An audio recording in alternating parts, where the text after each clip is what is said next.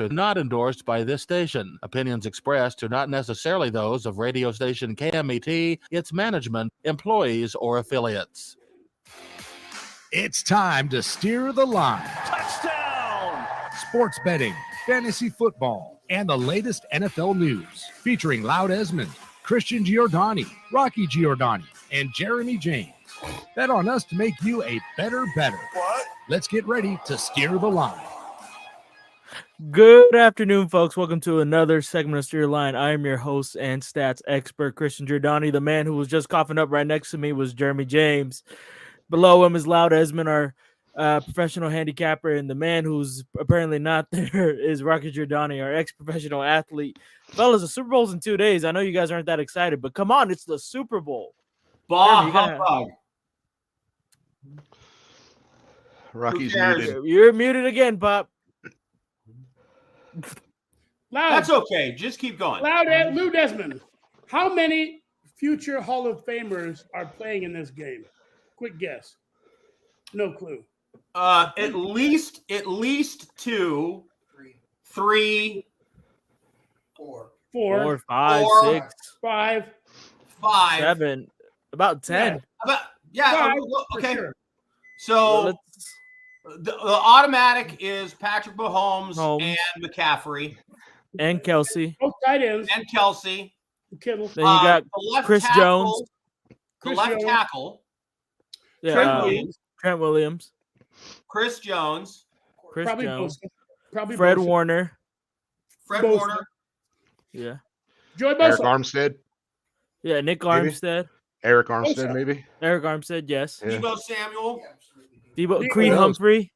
Although, I'm sorry, if Antonio Gates can't get in on the first year, I gotta wonder who else is not getting in the future. Yeah.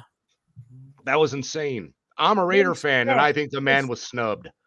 Stupid. He was snubbed. Interesting. Yeah, that was the biggest snub. Andy Reid. Yeah, of course. Andy Reid. Oh, yeah. He'll be a Hall of Shanahan. Fame coach. The 49ers coach, Shanahan. I have no If bet he wins he'll a have- couple no. Super Bowls. he's going to win a few Super Bowls. He's going to have a long storied career. He'll probably be at the 49ers in another 20 years. We'll see. We'll hope so. Yeah, speaking of coaches, I have a question for the Rams fans that just popped in my head here. How come at the end of every season for like the last 2 or 3 years, they've questioned whether or not the coach was coming back? Oh, McVay. Yeah, it's been a question like for the last 2 or 3 seasons at the end of the year. It's like, oh, is he coming back? Yeah, I guess he is coming back. Why wouldn't he? He's young and he's got a great team. Yeah, that's it. Well, after he won that championship in 2021, 2022, he said it himself. I question if I'm going to be coming back coaching at all. And then after that, every year it's been the same. What he said was, I'm not going to be doing this till I'm 60. I don't know how long I'll coach. And so it's great clickbait and it's great news. It's a good, soundbite. Is he coming back? Of course he's coming back. Yeah. He'll be out of 60. Yeah. Okay. I was just wondering because the guy's got 10, 15 years in him easily. He's a young man. So, okay. That explains that. My biggest question for the Rams is Aaron Donald coming back next year? Because me and Rocky were talking about it after that Detroit Lions loss. It looked like he said to McVay, I'm done. It's over. Oh, man. Hope not. Yeah, me neither. Not the time to make those decisions as Travis Kelce is. And while we're on the topic of the Rams, Puka Nacua got robbed for Offensive Rookie of the Year. CJ Stroud had a great season. He was a great quarterback. He brought his team to a playoff win. But Puka Nacua broke, 3 rookie records for receiving as a 5th rounder?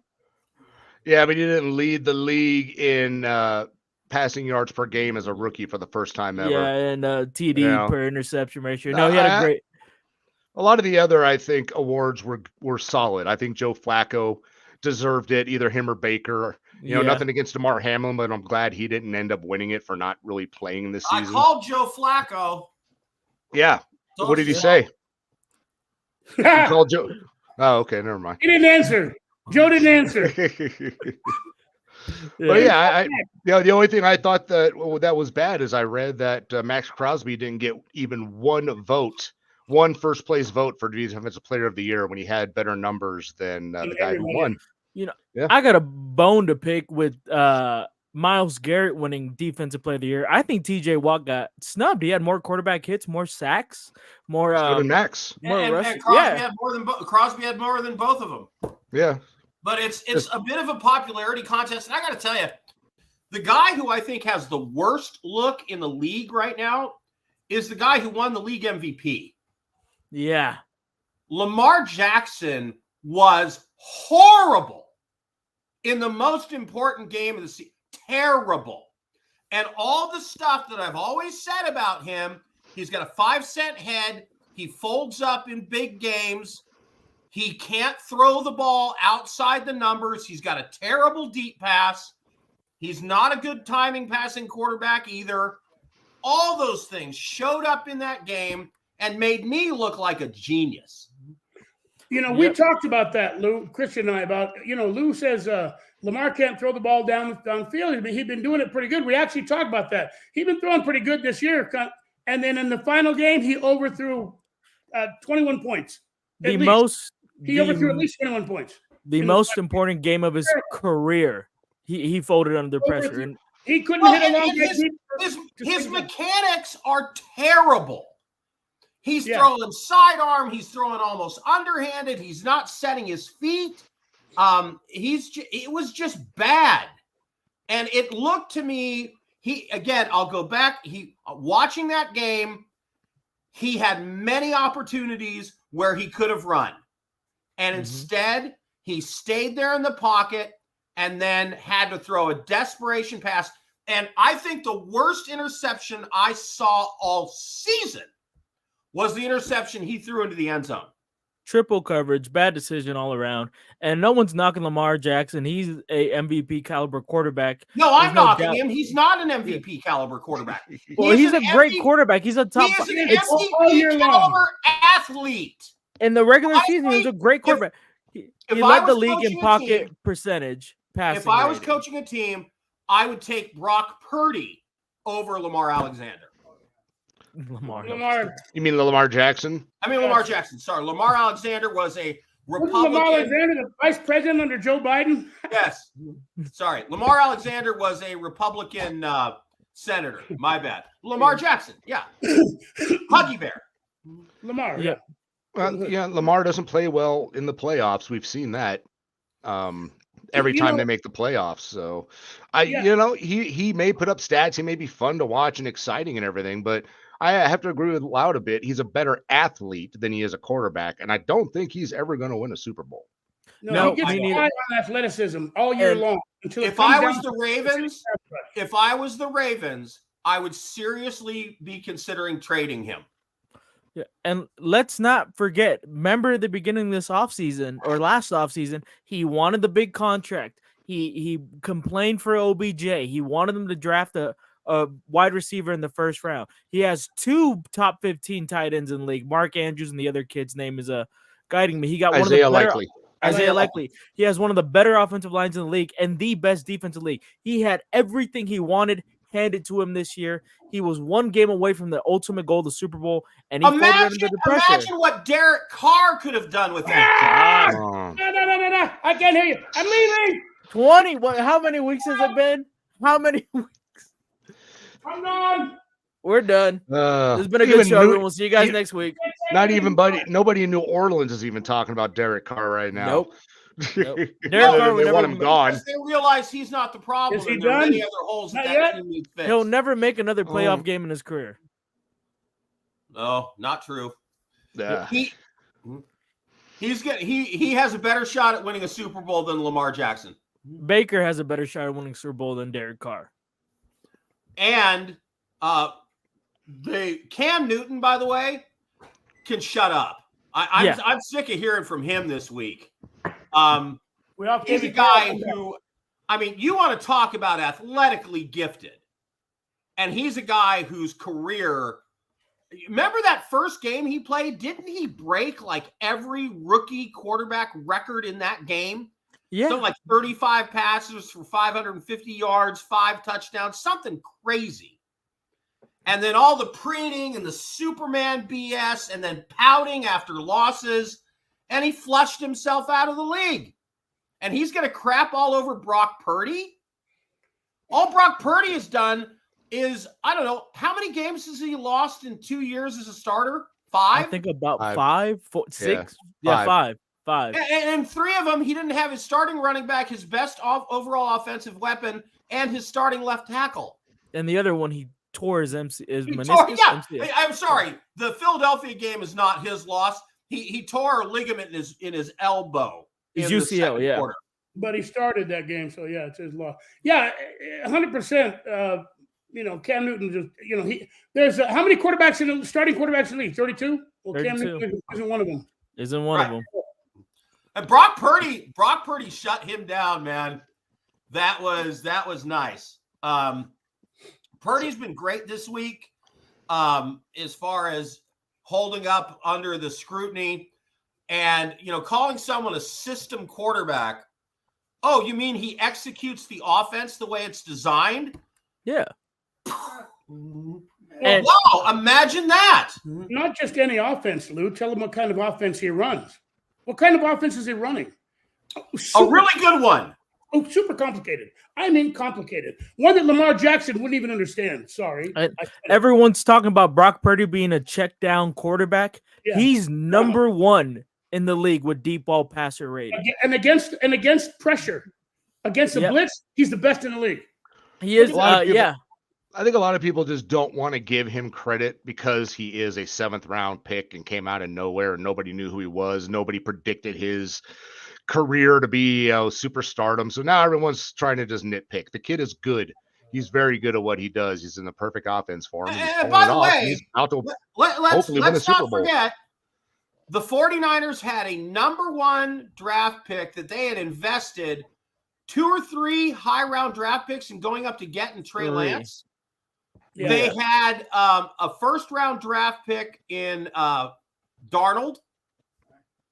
Right. They had Jimmy G, who had taken the team all the way to a Super Bowl. And then they had the 7th round kid, Brock Purdy. Yeah. He's not on the field because of injuries. He's on the field because he beat them all out in training camp. Yep. Well, this year. Yeah. But he did get his shot because of an injury. He stepped in and he held on to the job. He just grabbed it by the throat and hung on for dear life. And, now here he is, right? In the Super Bowl. And who else did that happen for? Oh, Tom Brady. Tom Brady. Yes, we have Jim seen Plunkett. Jim Plunkett wasn't going to see the field except as a backup quarterback. One of my all-time favorites, Jim Plunkett. Love Jim Plunkett. One of my all-time favorites forever. Well, people forget Plunkett sat for a year and he was still 2nd on the depth chart behind Pastorini. Yeah, imagine that. And Pastorini broke his leg, and Plunkett comes in and takes the team to the Super Bowl. Yeah. Yep. Yeah, Brock Purdy got his chance because of an injury. That's no doubt. Trey Lance tore his Achilles, snapped his Achilles in week 2. Something like that, yeah. Let's be honest. Where did Plunkett play college ball? Go ahead, Lou. Stanford. Let's be honest. Trey Lance was going to get benched if he kept playing the way he was playing. Yeah. Yeah. He had one all right game against the Chicago Bears and lost to them. Yeah. And then the next game, he tore his Achilles. Jimmy G played all right. He knew the system, but Brock Purdy elevated everyone there. And story George Kittle said in the beginning of the year, in the preseason before anyone even knew his name as being Mr. Irrelevant, in training camp, he walked around. Debo Samuel, Brandon Ayuk were talking while he was in the huddle, and he said, "Hey, shut the F up, man. While I'm here, you're going to listen to me, and we're going to run this offense together." And after that, everyone kind of fell in line behind him and knew he was a leader, man. Besides being a good quarterback, he's an exceptional leader from whatever I heard from every 49er player. He got them to where they are, but he's still got one more game to go. We don't praise him too loudly right now because he's up against the very best in the league. And a pass rush that might just bulldoze. My God, I am so sick about this game because if it was Buffalo versus the 49ers, or if it was the Detroit Lions against the Kansas City Chiefs, or it would have been so much more interesting. This matchup, honestly, meh. Really? Not what I'm real excited about. And I am very concerned about watching this game because I have a horrible premonition that the officiating is going to play a huge role. That I'm going to find myself on Monday talking about calls that weren't called against Kansas City and were called against the 49ers. And then, I looked this up. So for those of you in the gambling world, the Super Bowl generally has 10 to 15% less penalties per game than any other NFL game during the season. And in the last 2 minutes of games that are important games, and this is true of college, NFL, every level that I could find, in championship games in the last 2 minutes, the number of penalties that are called go down dramatically. Yeah. Because the referee swallows their whistle because they don't want to be the guy that calls that penalty that flips the game. Well, there's a lot of reasons to be concerned about this matchup because really, and to put it in a nutshell, Detroit, Buffalo, whatever, all those games were playing their best football when they got in. Here's what I'll say about San Francisco, why I like them a lot, because they beat everybody they came against, and they haven't played their best football yet. They played terrible in all those games and still got through. They made it to the Super Bowl. They still haven't made their best football yet. They got to play their best game this week, and if they do, I think they're the powerhouse of this Super Bowl. What was shocking to me was I was watching one of the football pregame shows, and the effort that the 49er defense was showing against the Green Bay Packers and against the Lions was terrible. I mean, that's the reason a lot of those long runs and things like that is they were out of position. They weren't playing disciplined, and they weren't hustling, which I don't understand that. So I'm hoping, as I would like to see the 49ers win this game. I have said all season long, I thought they were the best team. And I can't believe that Kansas City, who lost to the Raiders on December 25th, is the same Kansas City team. It's like Invasion of the Body Snatchers. I don't know who these guys are, who they can't be the same team that played on the 25th against the Raiders. Right. But they are. It's the thing. That's what everyone's gonna hate me saying this. It's what greatness is. Patrick Mahomes, Travis Kelce, Chris Jones, those guys step up in big moments in the playoffs. That's just plain and simple. They've been there. They're comfortable. That was a big loss. Yeah. Yeah. Overcoming adversity. Go ahead, Christian. Yeah. So let me since we are a betting show, I have a question. Something came up over the past week that I wanted to ask you guys. So I'm watching, them talk about the Super Bowl. They're talking about prop bets that you can make for the Super Bowl. And one of the bets was, I think it was about whether or not Janarius Sneed would have an interception. But what they did was the bet was half an interception above or below. How do you bet on something you can't get? Oh, okay. All right. What that means is, Jeremy, why doesn't just one above or below? If he gets zero, okay. So if it's a half an interception, what you're really betting on is you can bet 0 or 1 or more than 1. Okay. If you pick 0 and he gets 0 interceptions, you win the bet. If you pick 1 and he gets 1 or more, you're picking over. Okay. Yeah. If it's a half an interception, if you go under, it means he gets no interceptions. So if he gets no interceptions and you've gone under, you win. It eliminates the push, basically. If it was a push, yeah. If it was 1, he got 1, it would be a tie. This way, and you then say 1 or 0, you win. The half point is known in sports betting as the hook. The hook. And it eliminates ties. That's most of the time why it's there. Because in my brain, I was like, okay, he either gets 1 or he gets 0. Exactly. So you That's bet exactly what it is. or 1. So yeah, you are betting over or under half an interception. Okay. Exactly. I guess it sort of makes sense. There's probably 100 or more prop bets that will be available at any local sports book. It's crazy. You can bet on the coin toss. Yep. Yeah. I mean, it's absolutely nuts. I am not a big fan of prop bets. Usually there was a few I did a video on earlier this week because I thought the numbers were a little wrong. Like, I talked about last week, Christian McCaffrey anytime touchdown. Christian, do you know what the odds on that are now? Christian McCaffrey anytime touchdown. I can tell you. Because it was minus 230 last week.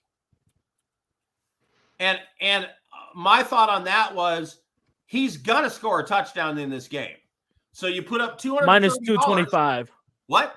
Minus 225 right now. Oh, it actually moved the other way. That's funny. Yeah. I would expect it would have gone the other way, but I asked this last week. Does anybody believe Christian McCaffrey will not score a touchdown in this game? Nobody in their right mind. No. Okay. So go put $225 down and pick up your free $100 when the game's over. Because I can't imagine he's not going to score a touchdown. Exactly. He's the most efficient running back in the red zone. He scores 9 out of 10 times. And Isaiah Pacheco, what are the chances anytime touchdown on him? Let me find out. See, that's I gotta say that's one of those things that minus 154. That Loud hit on the head right there. That why I don't think gambling is ever, sports betting has ever really appealed to me. The idea of betting $225 to maybe win 100 doesn't seem like a very good deal to me. Well, it's because it's good. Don't gamble. That's a great thing.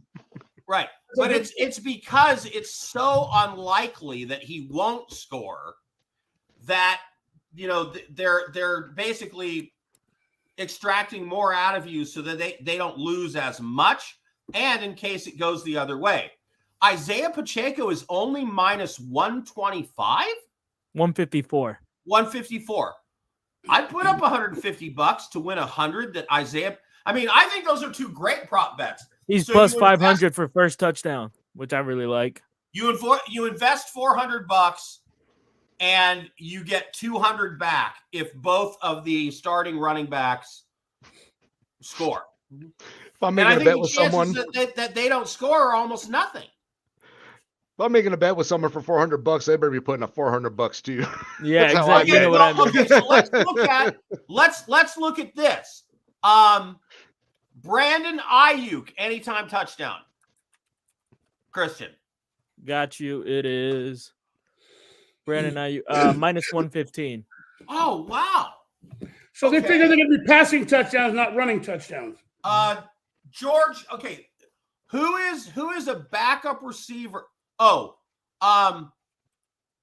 Rashid Rice. Oh, Rashid Rice. He's their number one receiver, actually. Yeah, he's going to be up there too, probably. Yeah, Rashid Rice plus 130. Okay, who's the guy? All right, who's a backup receiver? Marquez Valdez-Scantling. Yeah, Marquez Valdez-Scantling. Yeah, nobody's going to bet those guys. No, nobody listening to the show is going to bet those guys. I don't think. Plus 550. I'm just trying to show Jeremy and the other plus 550.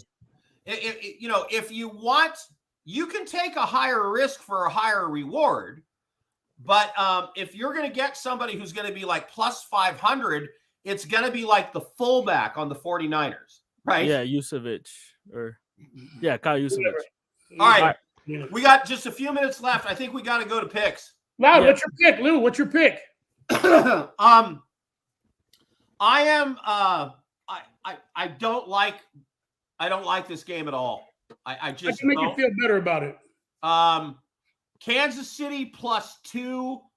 I'd lean probably 2/3 of my units in that direction, and 49ers money line. Because here's what I think actually might happen, and this would be beautiful. And my partner Al can attest. I've done this more times than you can believe. I've won both sides of bets. because if Not I on go the 49ers money line and Kansas City +2, if the 49ers win by 1, I win both sides of the bet. Rocky, your pick. Okay, listen. An underdog in a Super Bowl. Over is the best bet. No underdog has ever lost the Super Bowl and covered the spread. They've tied it 3 times, all 3 times with the Patriots. The spread doesn't matter. Pick your team. The underdog will either win outright or they will lose, and they won't cover the spread. That's what's happened in the Super Bowl. I like the 49ers just to come out to outwin the game. The spread will not matter. Yeah. Jeremy? Go 49ers. Since we can't have a tie and both of them walk off losers, I'd like to see the Niners win, but they're not gonna. Kansas City's gonna win the Super Bowl. Patrick Mahomes is gonna find a way. Christian. Yeah, I got 49ers -2 on the spread. Win by 3. Jeremy, my concern is Patrick Mahomes will find a way with the help of the referees. Whether it's a ref or not, they're going to lift that Lombardi at the end. Hey, it's all going to be about who establishes the run. I think McCaffrey is going to be the key. The pass rush, the 2 big guys in the middle, Fred Ward and Dre Greenwood, I think those are going to be the difference in the play right there. If the 49ers win the game, the MVP will be Christian McCaffrey. Yes, I agree. If Taylor Swift touchdown. If the Kansas City Chiefs run their 67% zone, how they always done all season, Brock Purdy will have a massive game and 49ers win. All right, everyone, we're Steer the Line. We will be seeing you guys next week after the Super Bowl winners and into the 2024 NFL offseason.